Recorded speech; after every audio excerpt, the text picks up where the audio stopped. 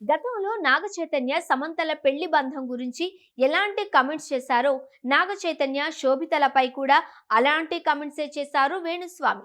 దీంతో అక్కినేని అభిమానులు స్వామీజీపై ఫైర్ అవుతున్నారు. మరోవైపు జర్నలిస్టు సంఘాలు, మహిళా కమిషన్ కూడా వేణుస్వామిపై మండిపడింది.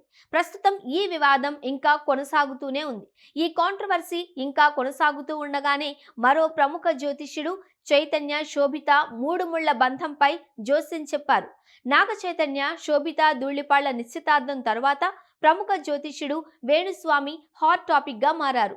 ఎంగేజ్మెంట్ జరిగిన మరుసటి రోజే వీరి వైవాహిక జీవితంపై జోస్యం చెప్పి సంచలనం సృష్టించారాయన. గతంలో నాగ చైతన్య సమంతల పెళ్లి బంధం గురించి ఎలాంటి కమెంట్స్ చేశారో నాగ చైతన్య శోభితలపై కూడా అలాంటి కమెంట్సే చేశారు వేణుస్వామి. ఈ కాంట్రవర్సీ ఇంకా కొనసాగుతూ ఉండగానే మరో ప్రముఖ జ్యోతిష్యుడు చైతన్య శోభిత మూడు ముళ్ల బంధంపై జోస్యం చెప్పారు.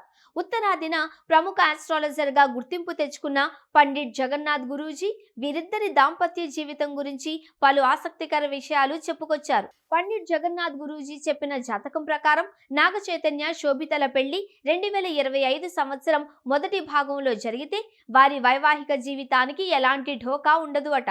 ఎలాంటి కలహాలు, ఇబ్బందులు లేకుండా వీరి సంసారం సజావుగా సాగుతుందట.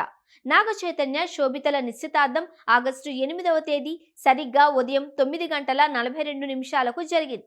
న్యూమరాలజీ ప్రకారం 8 అంటే అపరిమితమైనదని, దీని ప్రకారం చైతన్య శోభితల జీవితంలో అపరిమితంగా ఆనందం, అనుబంధాలు, భావోద్వేగాలు కొనసాగుతాయని గురూజీ చెప్పుకొచ్చారు.